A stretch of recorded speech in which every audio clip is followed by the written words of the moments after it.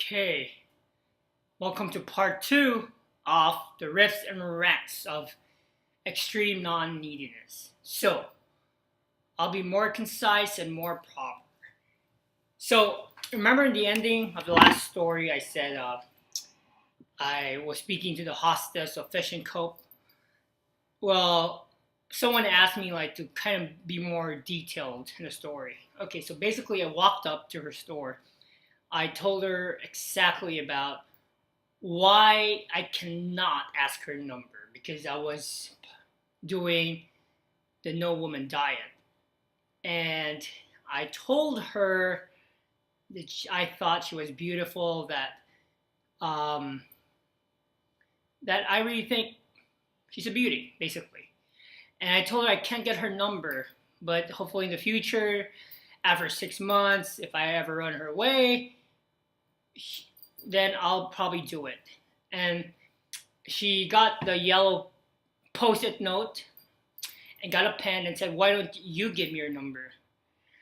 And so I said, "Well, I'm not breaking the rule. I didn't ask for the number." So I gave my number. Yes, and at 4 a.m. in the morning, I got a phone call from her. And I'll tell you what she told me because I think that will help illuminate and enlighten a lot of guys. So she told me, she said, like, I've never had that happen to me before. I never felt that kind of energy before. It was just like you and me we were in this bubble and nothing surrounding us even mattered. So she felt that, I felt that. I felt like we were the only two people on earth that very moment. And she said, I've never experienced anything like that before. She kept saying that. And I never had a man open up like that to me before. Okay. And you have to remember, we men, we see things and we see life, relationship in a whole different manner than girls and women. And me being direct and me being honest to a point in that moment really opened up her soul to feel that we were the only people at that moment in the entire universe. And that's why she decided to call me at 4 a.m. in the morning. Can you imagine that, right? And of course, there are so many different stories and experiences I have over the years.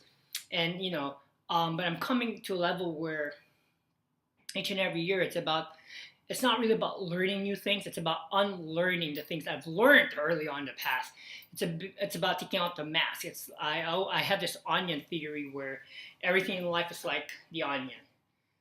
You take out one level, you take out the outer shell, take out the outer shell. Keep taking out the shell until you come to the core, because that's where everything is. That's where your genius lies, your brilliance, your alpha male lies. That's where you shine. Okay. So anyway, in this second video here, I wrote some stuff down to help you out a bit better. So I have some stuff that are really vital, and I'm going to give it to you guys. But I thought of some things here, okay, about being non-neediness. This is not something that you need to like always have in your mind, because once you come up to a level, all these things, this training things, okay, do you know like when you have a crutch?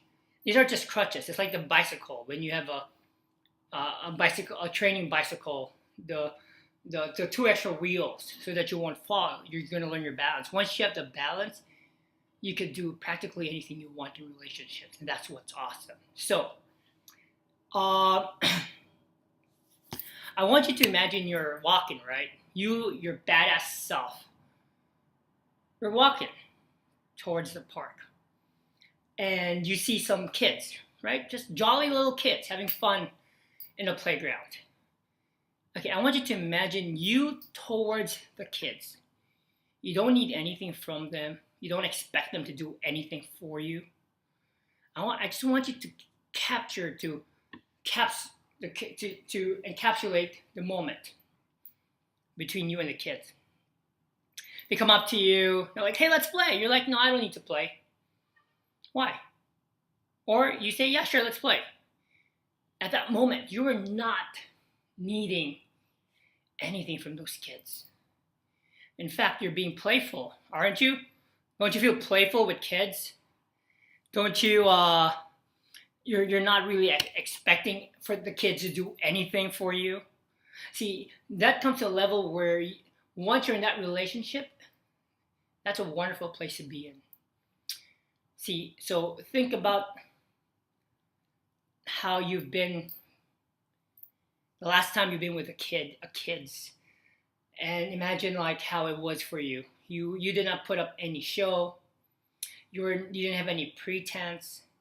You did not put up this cool macho image. It was just you and the kids, and you were just being playful and fun, and that's such a glorious mumbo nimbus thing to have. It's just being playful and having fun.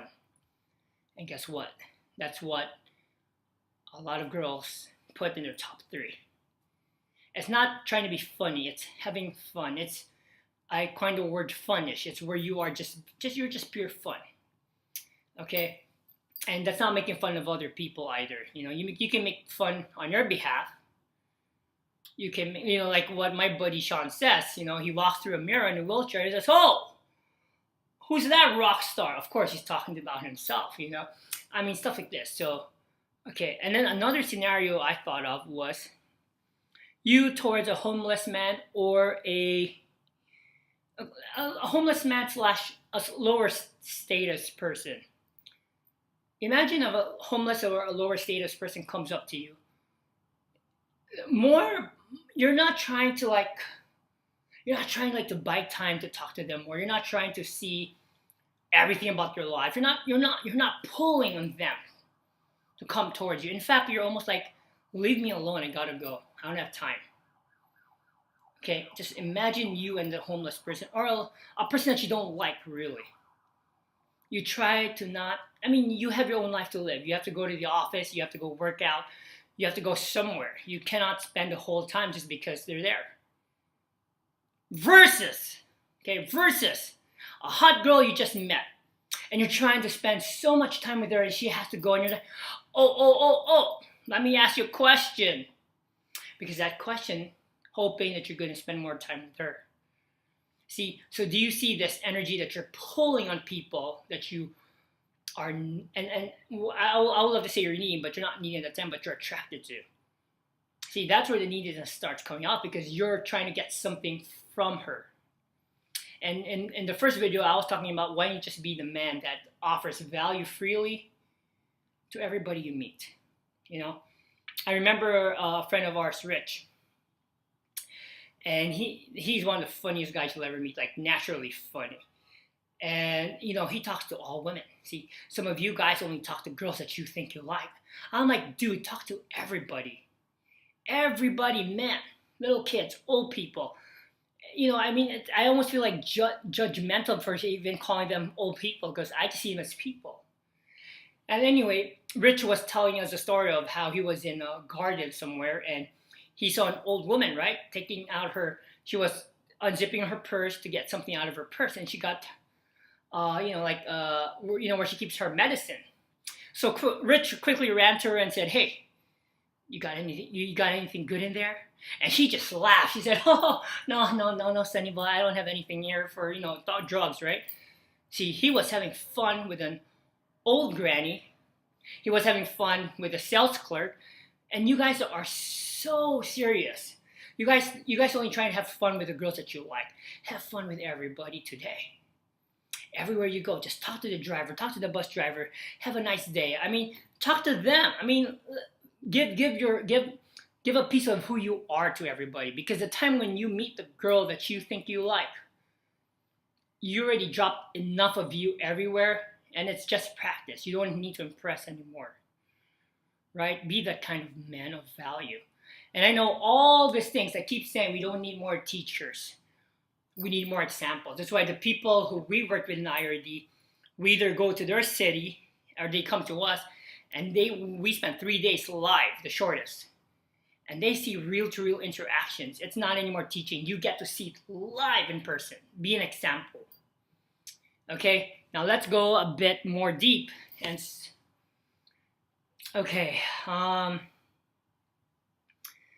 I talk a lot about vision.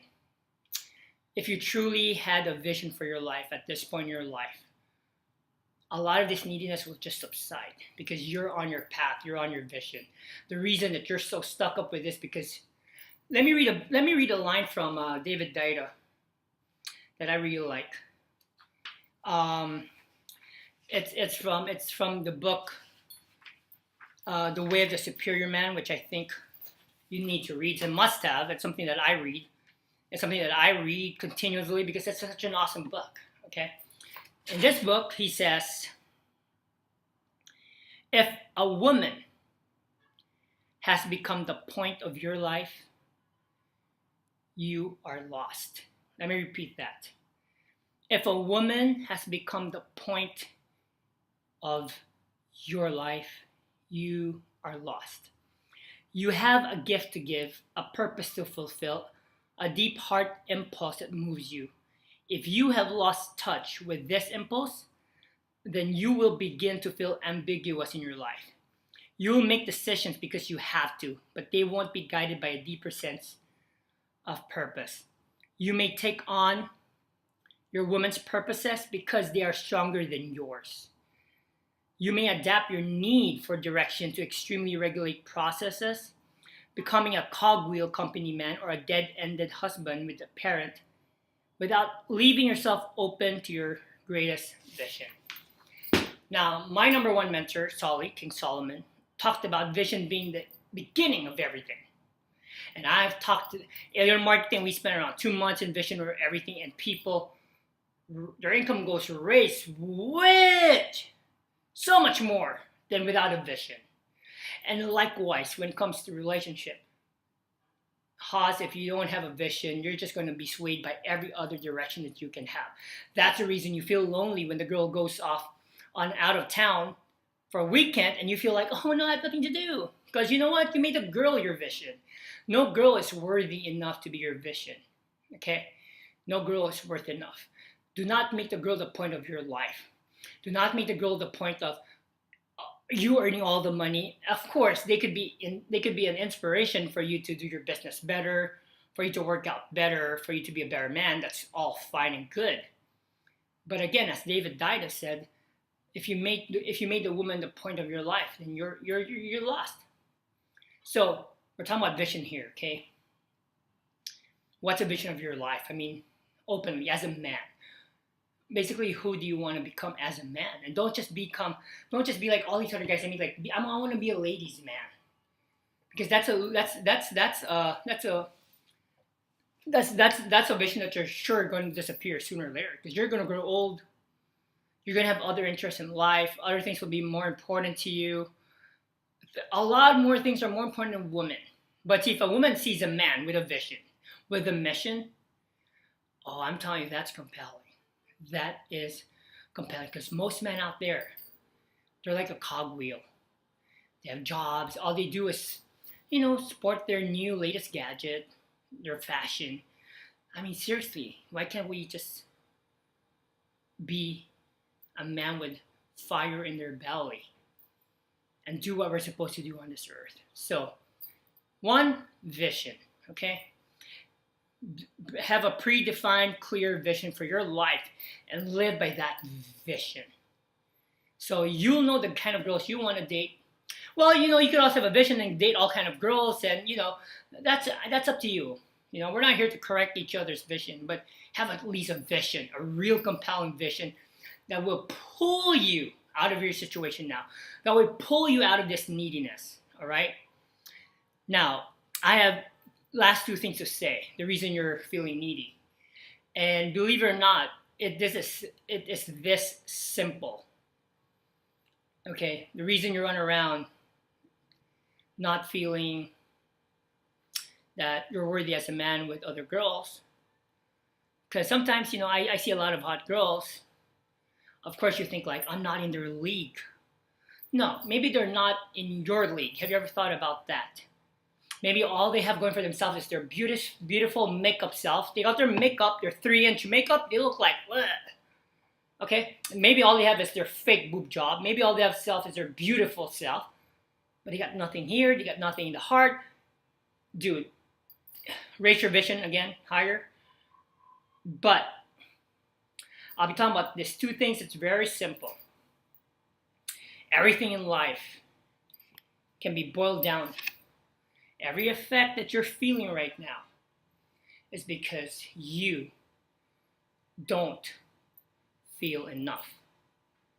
Okay, that is the one thing I had to learn myself, because I dealt with a lot of self insecurities, a lot of self esteem, self confidence issues. But of course, through my relationship with life, I've learned some, people call it secrets, but I've learned some life elements that could really take you up out of that ditch. But one of the things is you got to believe. You got to know without a shadow of doubt. It's not about beauty. Aya's sister is one. How I met Aya, my third girlfriend, the only Russian girlfriend I had, was we were in this club, and there was this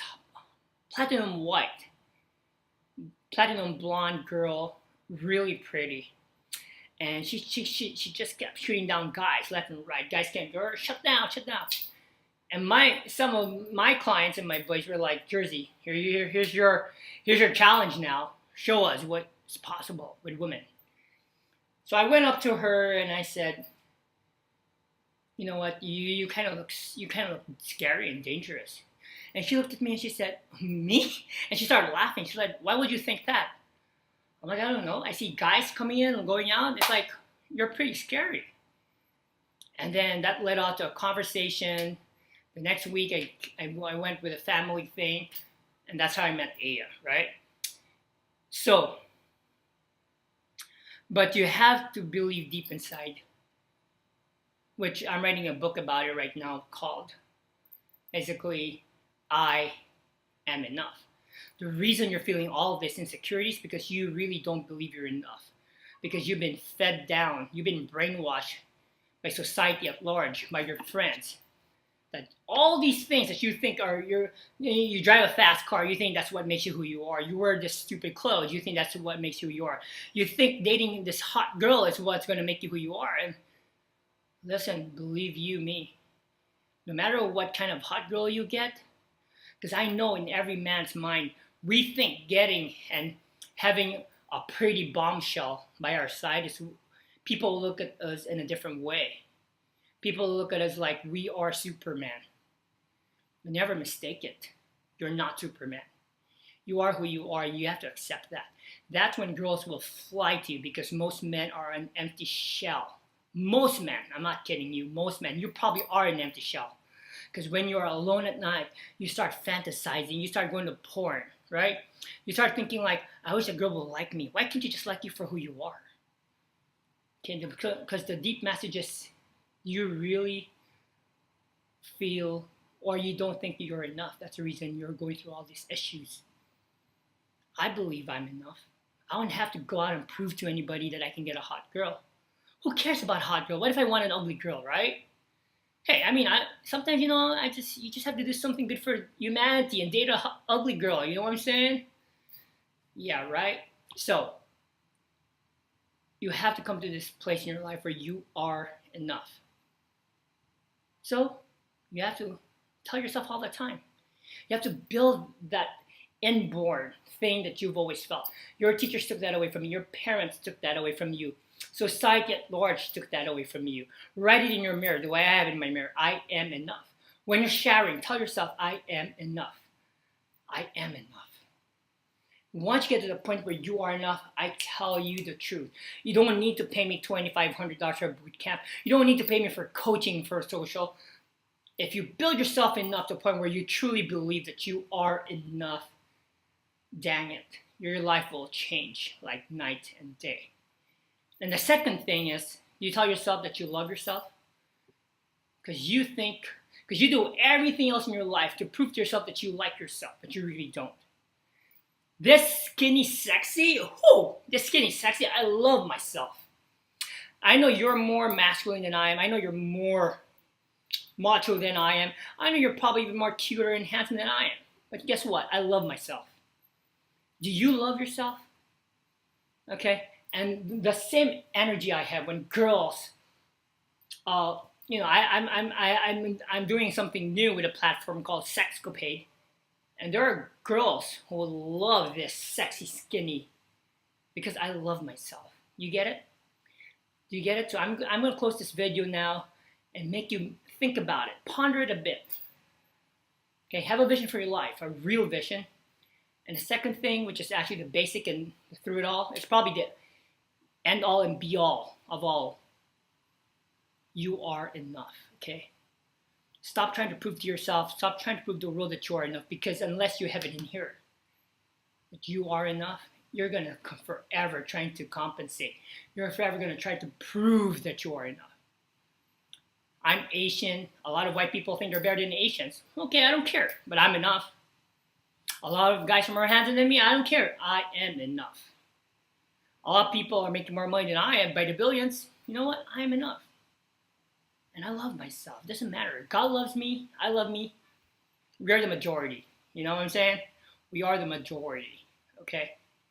So put it on your wall. Put it on your post-it. Put it on your computer.